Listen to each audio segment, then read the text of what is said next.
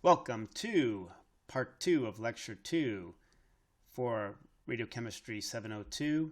This is the lecture on chemical kinetics and thermodynamics. Part 2 of the lecture on thermodynamics and kinetics is going to cover equilibrium calculations. Speciation calculations from complexation constants will be explored, and applications provided to the radio elements.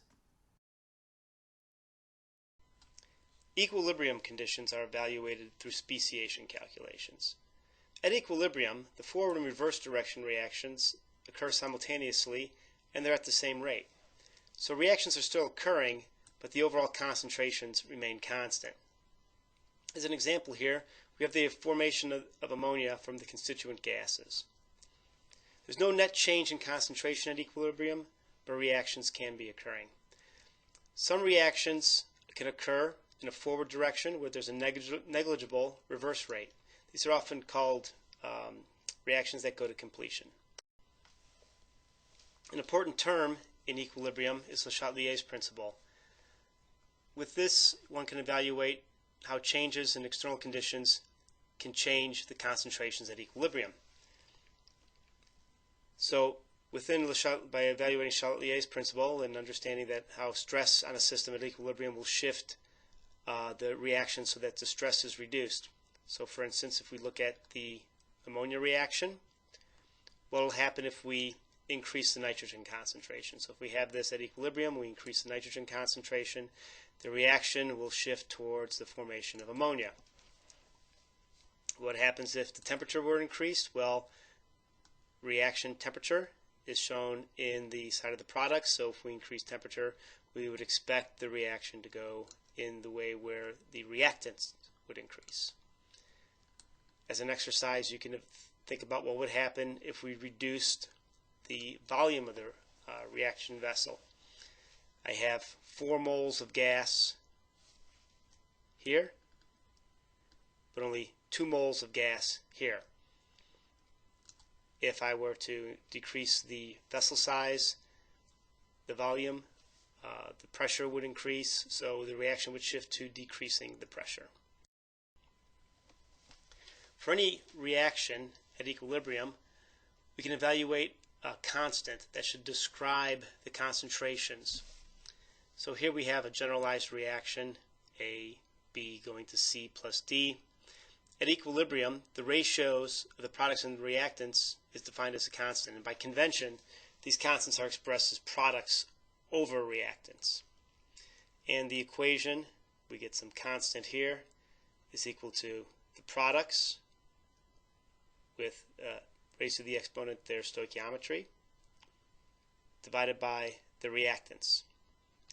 Now these constants, although they're constants, they can change with temperature, ionic strength, and if you measure constants or if you see them in the literature, you should try to understand what are the explicit conditions that these constants were measured under. Often you will get ionic strength, the type of ion that was used to adjust ionic strength, and even temperature. But strictly speaking, these are concentrations. One should really use activities, which are listed in this equation here. We have activity coefficients. At low concentrations, activities are assumed to be 1. And what one can actually do to try to evaluate some of these activity coefficients is to examine constants over a range of ionic strengths and fit the activities. Now there's a number of different equations that are used to evaluate activities. One of the earliest is the Bi-Huckel equation listed here. Rather straightforward equation. Here's your activity coefficient, where we have some constants, where some of the conditions involved in here are the charge of the species, the molal ionic strength, so not molar but molal, and the hydrated ionic radius in angstroms.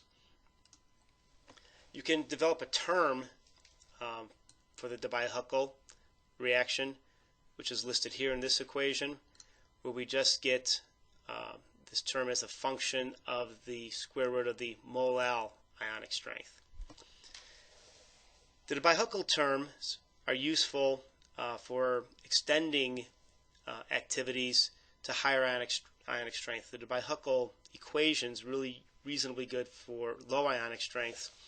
And there are a few activity terms and equations that have been developed to examine higher ionic strength. We'll talk about one, the specific ion interaction theory, where you expand the Debye-Huckel term. So we have this Debye-Huckel term, this D, which is the same as here. It has a short range and a long range term. So there's a long range Debye-Huckel term and a short range specific ion interaction term. And when we say specific ion that will interact with the metal ion that you're interested in evaluating, chlorides, nitrates, etc. have different specific ion interaction terms. One can wrap up all these terms together and develop an equation which says the log of the complexation constant at a measured ionic strength is equal to a 0 ionic strength plus this function of the Debye-Huckel term minus the specific ion interaction terms times the molal ionic strength. There's a final equation, the Pitzer equation, which has 3 binary terms and 2 ternary terms that describe the interactions, and information on Pitzer can be found on the internet. Overall, by evaluating the activity as a function of molal ionic strength, there's a few conditions that one can evaluate. This figure here shows activity coefficients for different sodium salts as a function of ionic strength. For different calcium chlorides, lithium bromide, lithium chlorides here. And then activity coefficients in this figure here showing ionic strength variations from low ionic strength to seawater levels with different ions. And some of the trends that are obvious here is that the monovalent proton, sodium, potassium, have activity coefficients that are higher than the divalents, and then those divalents are again higher than the trivalents. So there are some trends that can be identified. Here's some data showing the complexation constant measured for humic acid and curium as a function of the square root of the molal ionic strength. If you remember the specific ion interaction term, there's 2 terms that are functions of either the molal ionic strength or the square root of the molal ionic strength. And by plotting the equation where we get the complexation constant measured at a given ionic strength is equal to the complexation constant at 0 ionic strength plus the long range and specific ion interaction terms.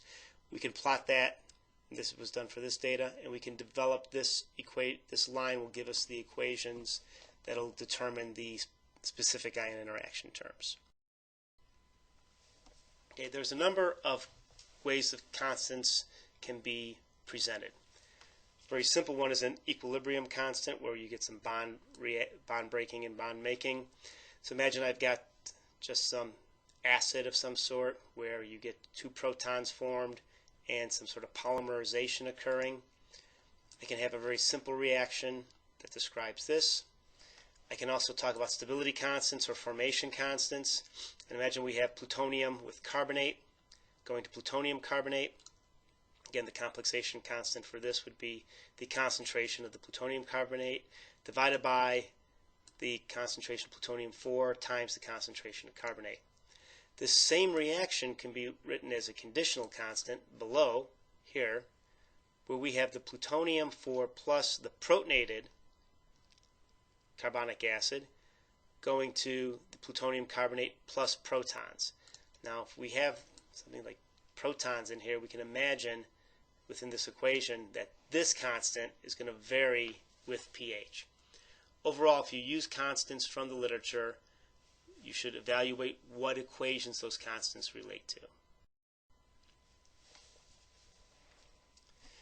Okay, so once we have a reaction, we can use this information to develop a complexation constant and either measure the complexation constant, or if the complexation constant is known, calculate equilibrium conditions.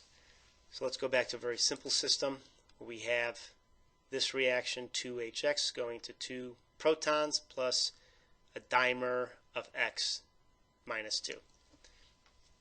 This constant here, let's assume it's 4 times 10 to the minus 15. You can use this to answer equation. Initially, if you have 1 mole of HX, what are the concentrations of all species at equilibrium? So if we think about this, we can write a reaction here. We have the complexation constant here. Now we can try to make some terms and substitute so that we can solve for the different species at equilibrium. So to write this, what one would do is evaluate which species would have the lowest concentration at equilibrium. And there's a hint here, since the complexation constant is a very low, small number, I expect that this reaction does not proceed strongly in the forward direction.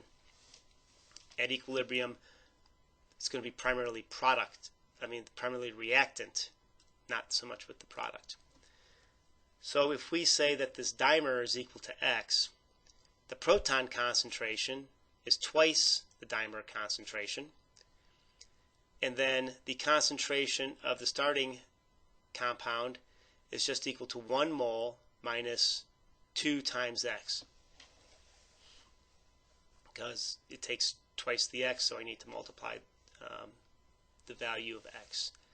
Well, since K is small, X must be small. And 1 minus 2x we're going to approximate with 1. So this is a way of solving this equation with a little bit of some terms that makes it easier on us, so that we can rewrite the equation where K is equal to, this is our proton concentration. Excuse me, this is our proton concentration. This is our dimer concentration, and this is the concentration of the reactant. We're going to say the concentration of the reactant is fundamentally 1. This becomes K is equal to 4x cubed. If K is 4 times 10 to the minus 15, 1 times 10 to the minus 15 is equal to x cubed. X is equal to 1 times 10 to the minus 5. So this dimer is equal to 1 times 10 to the minus 5. And so we solve for the X. And we know that twice this amount is equal to the proton concentration. And the concentration of HX, well, that's just equal to 1, because we set that as part of the approximation. All right, so that's a fairly straightforward and simple case. Now let's try to evaluate a more realistic case. In this more realistic case, the metal ion of interest may be in a complicated environment. There may be many different species to consider simultaneously.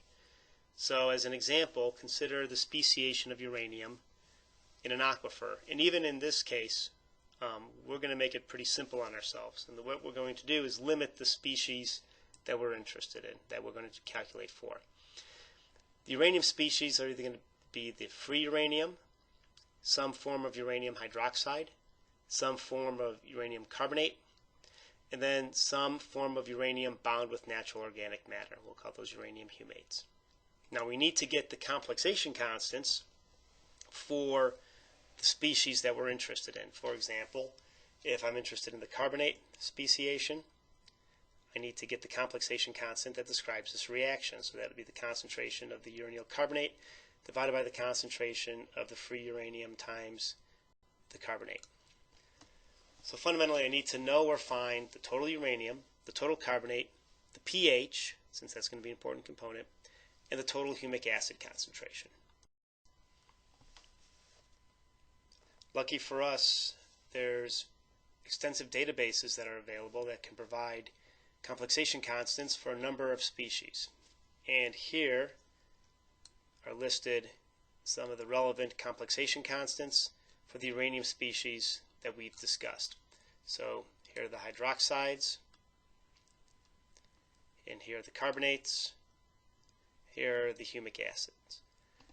A lot of this data can be available for uranium from the chemical thermodynamics of uranium. The link is listed here. The link is also on the web page. There's other ways that we can make this easier on ourselves. If we know the total amount of uranium is low, we can exclude binary or ternary species. So if we have a low amount of uranium, we can just exclude these species from our calculations. We don't have to worry about them. Okay, so we can find the complexation constants. Now what we need to do is write our equations. And what we want to do, we want to describe the total uranium concentration in solution, which we'll call this U total, as the sum of all the uranium solution species. So for example, the U total is going to be equal to the amount of free uranium plus the amount of uranium carbonates, and we had a few uranium carbonates, and the uranium hydroxides. Make sure that if you have something like the uranium hydroxides, if you have dimers or trimers, you need to include that, the fact that you have 2 or 3 uranium in those molecules, and uranium humate. Since carbonate is a function of the speciation, we also need to know something about the carbonate concentration.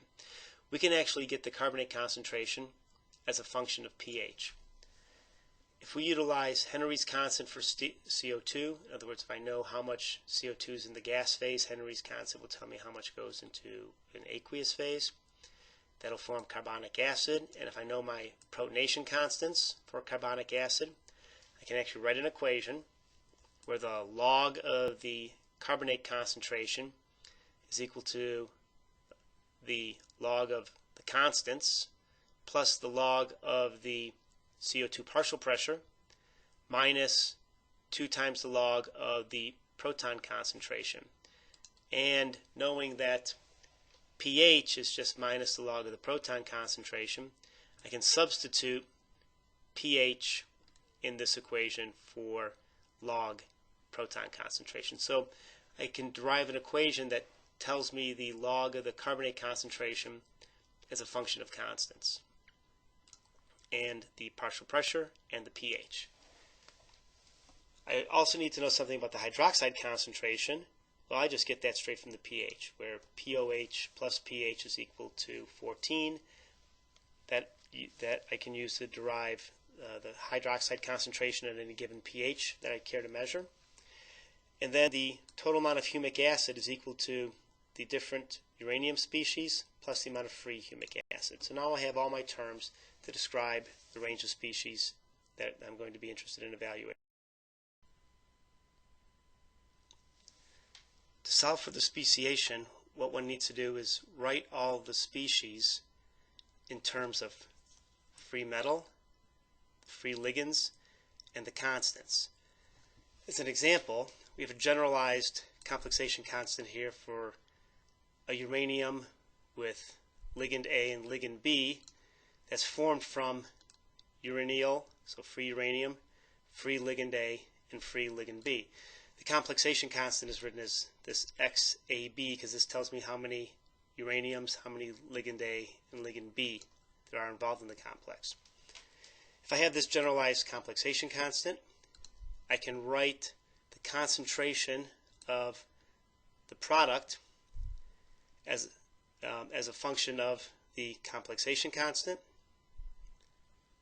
and the species involved in the reaction. An easy way to evaluate these terms is to write the free ligand and free metal concentrations as px values. Px, like pH. Px is just equal to minus the log of the free concentration. So for instance, P uranyl, UO2 2+, is just equal to minus the log of the UO2 2+ concentration. I can rearrange this equation so that I can put these px values in along with the complexation constant to calculate the species of interest. I need to include the negative of the log of the complexation constant since I'm talking about px terms, so I just treat this as a minus the log term. And what this becomes is that the concentration of the species is just equal to 10 to the negative x p metal, so p uranium, plus a pa plus b pb minus log of the complexation constant. And these factors that I have out in front is just the stoichiometry. The x is how many uraniums are involved in the final complex. This small a is how many ligand A, and the small b is how many ligand B. As an example, for this diuranium dihydroxide species, this species here, to calculate it, it's equal to 10 to the minus 2 times the PuO2 plus twice the POH minus 22. That comes from the complexation constant being log of the complexation constant is equal to 22. So I can set up all these equations and solve. Now that we've discussed how to set up these equations, the next step is to actually solve for them. We're going to give a few different examples, two primarily, one using an Excel spreadsheet to set up the equations, and a second one using a program called Chess. Chess is a speciation program, and it's one of many available programs, both commercial and freely available, that one can use for speciation calculations.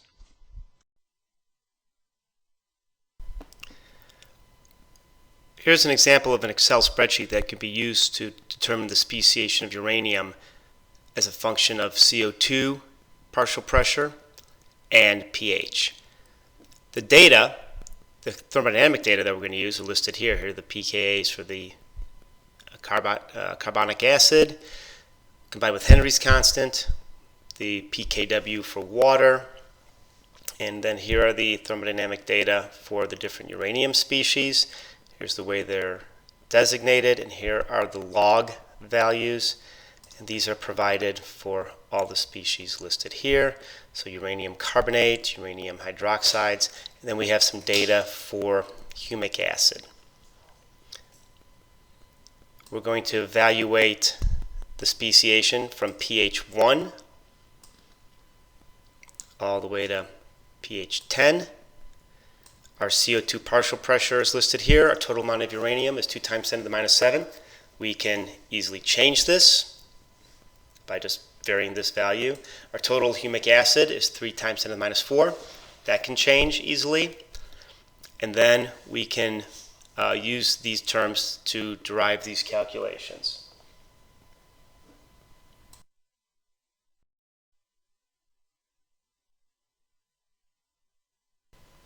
Now that we have the thermodynamic data in place, all we need to do is calculate the species. Since we have the thermodynamic data, we need to determine the PM values, so the P metal, UO2, and the PHA. What we do, we just start off with the value that's realistic. If this is our total amount of ligand and total amount of humic acid, total amount of uranium, the PM values should reflect that. And so for humic acid, the concentration is 3 times 10 to the minus 4. Saying a free metal concentration of 10 to the minus 4, that's less than the total, so that's realistic. And the same thing with uranium. If it's 2 times 10 to the minus 7, we say the free concentration is 10 to the minus 7, that's realistic. Now that we have these numbers, we can calculate all the species for each pH. We don't know how accurate these species, the actual species calculations are. We can assume that they're actually not accurate because we've made a guess. However, we can calculate the percentage of humic acid and the percentage of free uranium that's available for each of our calculations. So all this is saying, out of all the data that we've calculated, the percentage of free uranium is listed here. It's just the concentration of the free uranium, so it's 10 to the minus 7, divided by all the uranium species. And for instance, this one, it's 2 times that value because we have 2 uraniums. So that gives us a percentage. If we have a percentage, and I know the total value, which is 2 times 10 to the minus 7, I can recalculate my PM value, which is what we have here. It's just the percentage here times the total, the opposite log of that value. That's right. We do the same thing for the humic acid. Now all I need to do is take these values and copy them and paste them in the original value. I copy,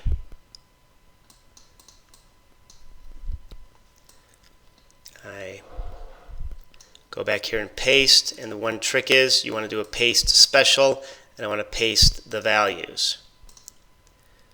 I do that, and you see these values have changed. I've done another calculation. They've calculated another set of values. Now, as opposed to doing this manually with Excel, we can record a macro. So I'm just going to make this Control A. So what I'll do is, this macro is running. I copy the calculated PX values. I move these back to my initial PX values. I say paste special, and I paste the values. And then let's go back here. I stop recording my macro, and remember it was Control A, so every time I press Control A, I recalculate.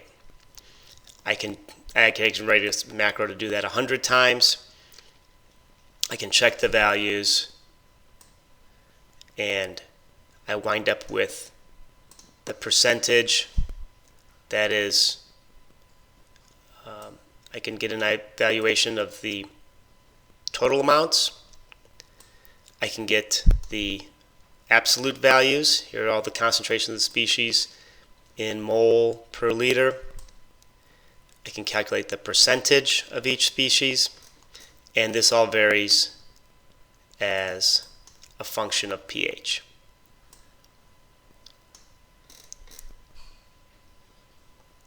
So now I have this tool that allows me to determine the speciation under any of the conditions that I'm interested in evaluating. I can change pH, I can change total uranium, total ligand, and even the CO2 partial pressure.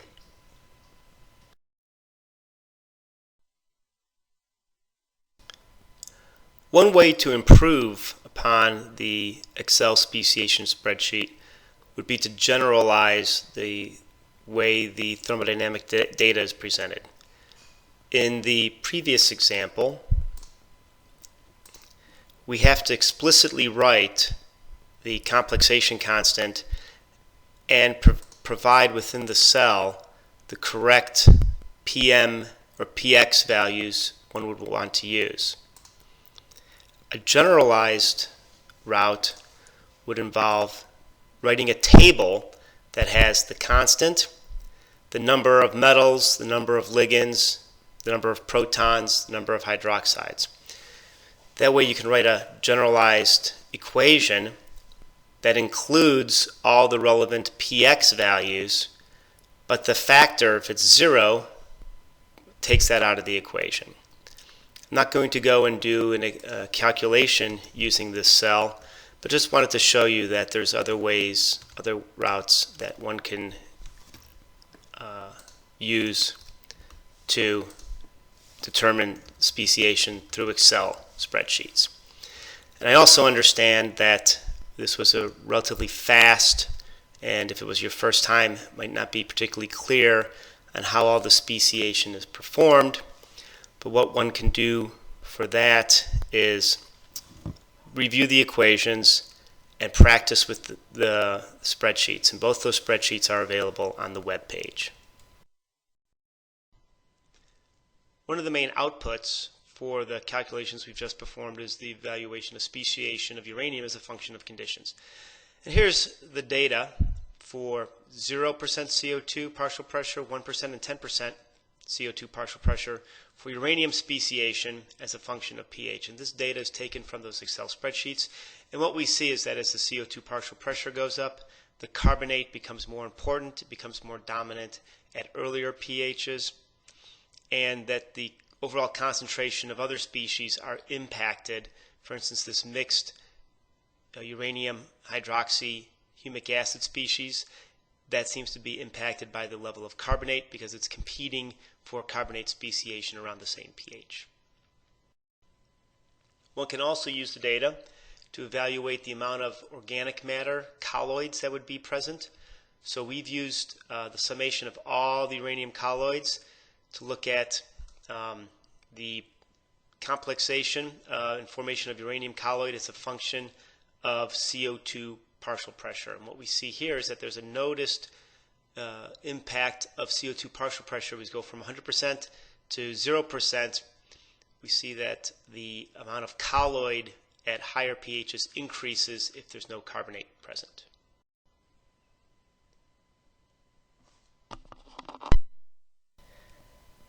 Another simpler way to perform speciation calculations is with a commercial available model that has a database embedded in it. As an example, we'll use the CHESS model, the JCHESS, and this is the link on the model itself, and the manual for the model is available on the web page for this lecture. And we'll quickly show how to do a very simple speciation of uranium from pH 2 to pH 10. So we'll start here. We'll say we'll add some of the values and variables that we're interested in. So we'll add a pH value. I said we'll go from pH 2. We'll start at pH 2. We'll say apply. We'll add a basis species, and let's put in UO2 2+, and we'll say that it's 1 millimole per liter. We'll apply, dismiss, go to reactions, we'll add a variable. We want to go from pH 2 to pH, let's say 12. Dismiss, and we go from pH from 2 to 12. That's our variable. Now for the output, we'll say let's output pH so we can plot it against pH. Groups, if you use all, you'll get error. There's an error in the program. So if I go to groups, I'll say let's look at the aqueous. It's in millimoles. Apply. We see that it's listed here. And then minerals, solids, anything that precipitates out. Apply. Dismiss. And now we're ready to run the speciation calculation. Go over here to CHESS, say run CHESS, and here's our result. We get a graph that shows concentration versus pH. And we can't tell much from this, but if we look at this graph carefully, there's some data here that I'm not interested in plotting, like the proton concentration versus pH. That's trivial. So let's go back to the JPlot tab here. So this is what we're plotting, pH versus everything here. Let's eliminate those species we're not interested in. I'm not interested in the proton, so I'll remove it. And I'm not interested in hydroxide, and I'll remove it. Everything else, I'm interested in showpite, that's UO2OH, 2, solid. And the line's yellow. I don't want it to be yellow, so we'll click on the line, and I'll make it purple, and to make it a little bit more noticeable, we'll change it up. And I go back and I plot it, and there we see that the concentration varies as we go from pH 2 to pH 4. The free uranium decreases. The showpite, this precipitate, is dominant from pH 5 all the way to around pH 10. We get above pH 10, we start forming this species here with the UO2 hydroxide. Okay. So we can use this same database. We can go back to the main solution, and let's say I'm going to change the total uranium concentration. It's in millimole. Let's go to micromole, and I'll apply that. Dismiss. Everything else is the same. Let's have CHESS run it again. Again, it gives me the output that includes the proton. I'm not interested in the proton. I'll eliminate the proton, eliminate the hydroxide, and I click here. Oh, and I get my speciation curve. Now what we see at the lower concentration, we don't have the precipitate. The uranium free concentration decreases. This uranium hydroxide species increases. And finally we get this uranium hydroxide species. Okay, chess can be used for a number of metal ions. If we were to look here, we could add plutonium, americium, not technetium. If we wanted technetium, we might have to go to some of the aqueous species. And here's the technetium species. This was just a very brief introduction.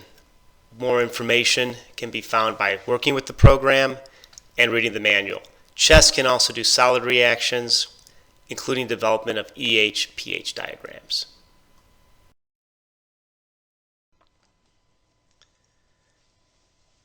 Thermodynamic data, particularly the complexation constants, as we've already demonstrated, are useful in determining speciation.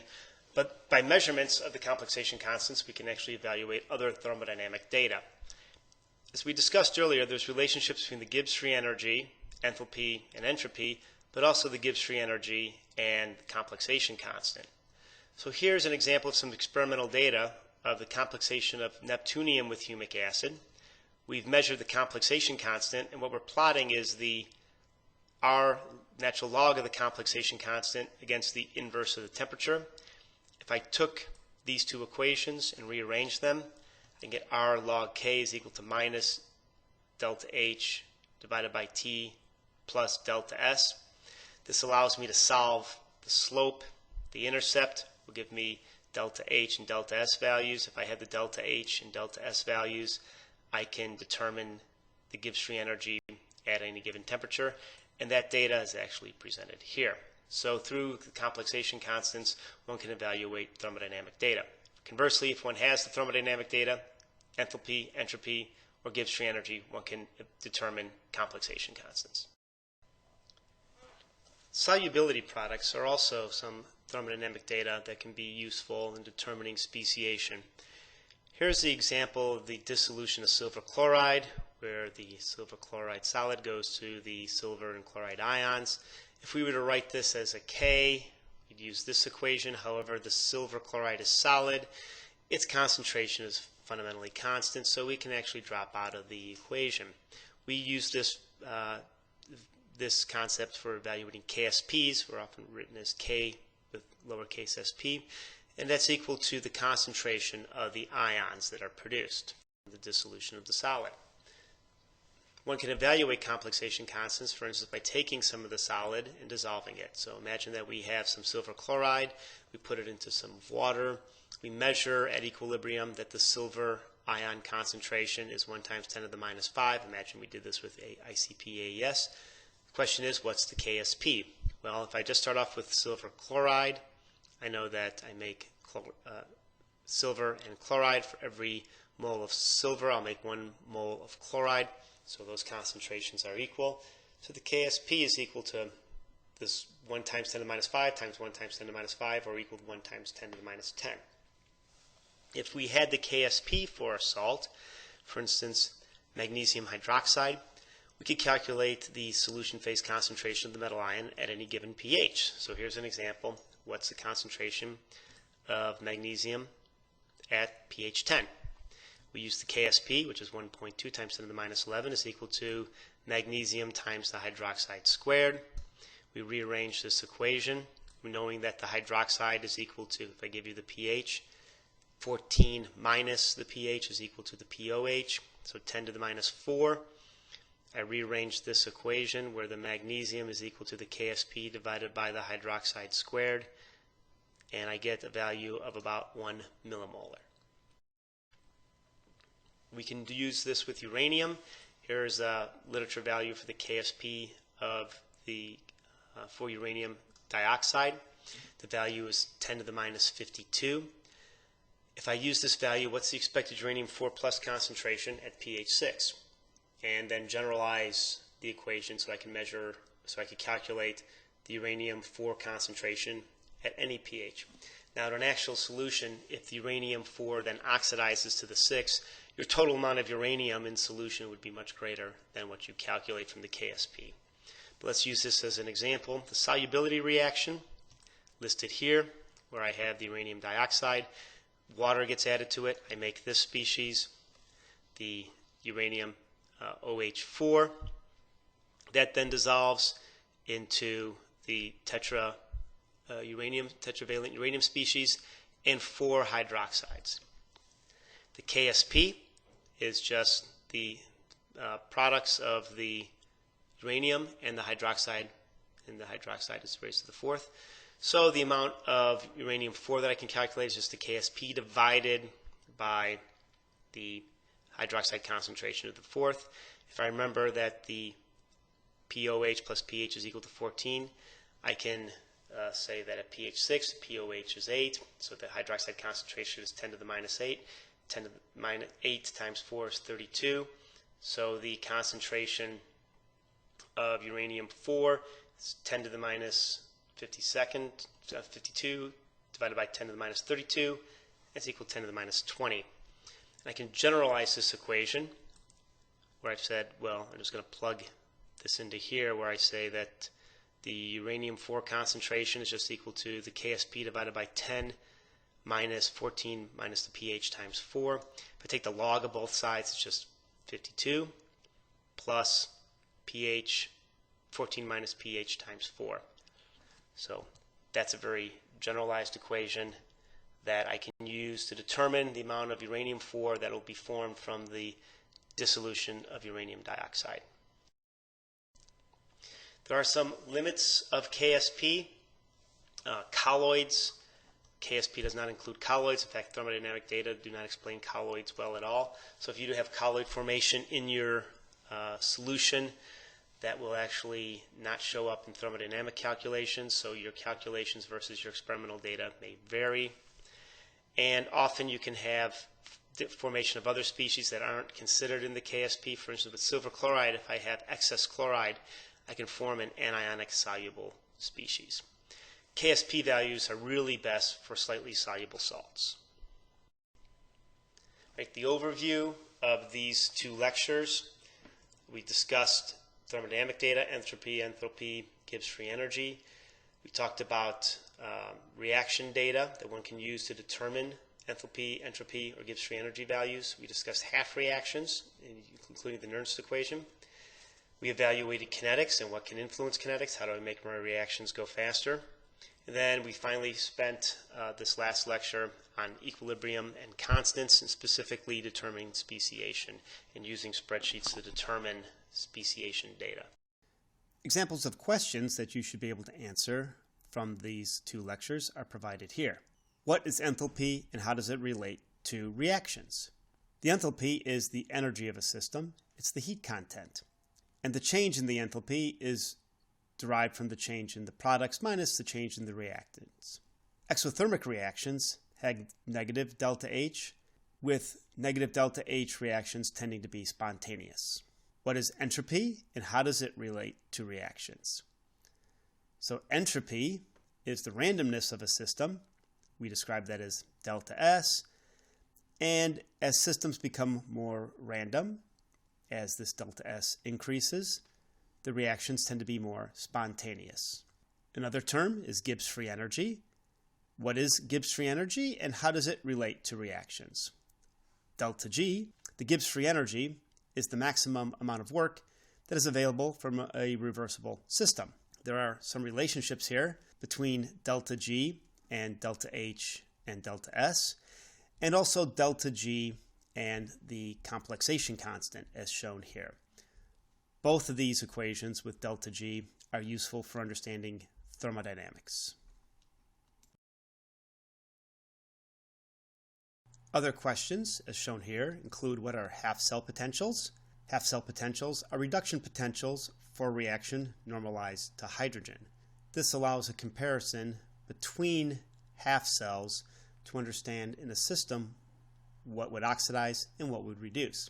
What is the difference between first and second order kinetics? First order kinetics are conditions where reaction rates depend linearly on one reaction concentration. Second order kinetics depends upon the square of a single reactant or the product of two reactants. And what can impact reaction rates? The nature of the reactants, are they solid, liquid? Effective concentrations, if two molecules or atoms are required for a reaction, there's a concentration effect. Temperature, generally speaking, reactions tend to double with an increase of 10 degrees Celsius. Presence of a catalyst, catalysts drive the reactions and can speed reaction rates. And of course the number of steps, where fewer steps generally have faster reaction rates. This lecture also explored acids and bases along with buffers, so you should be able to answer questions related to what is an acid and what is a base. A definition is that an acid donates a proton. That is shown here. HCl, well-known acid, donates a proton to water, so HCl is the acid. And what is a base? Well, a base accepts that proton. And here's an example of ammonia with water where ammonia accepts the proton. In this case, the ammonia is the base, but through both these examples, water acts as either a base or an acid.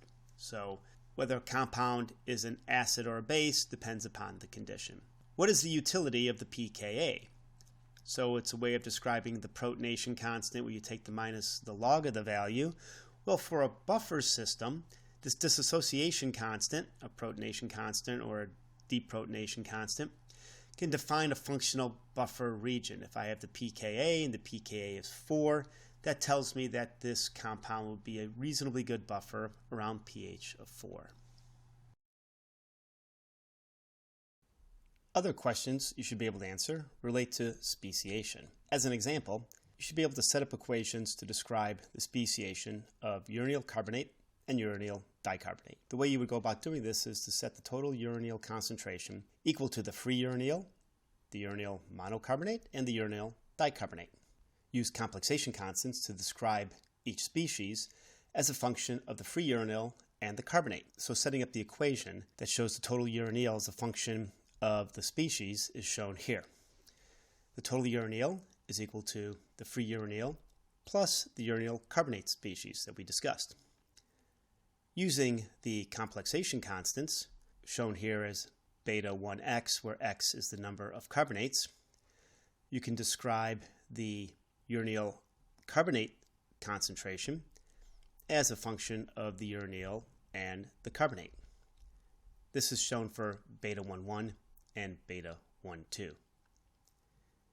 Taking these complexation constants and substituting into the equation for describing the total species, one gets the total uranyl equal to the free uranyl plus the uranyl and the carbonate concentrations times the respective complexation constants. Doing a little bit of algebra here, one can pull out the free uranyl, and now we have the total uranyl concentration equal to an equation which is a function of the uranyl and the carbonates.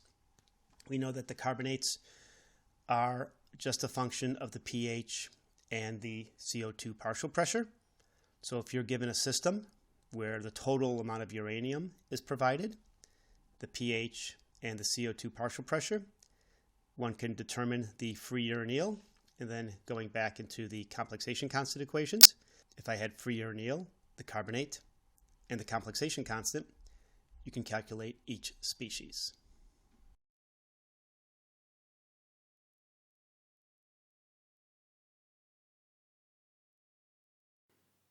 When you have completed this lecture, please comment on the blog and respond to the Lecture 2 quiz.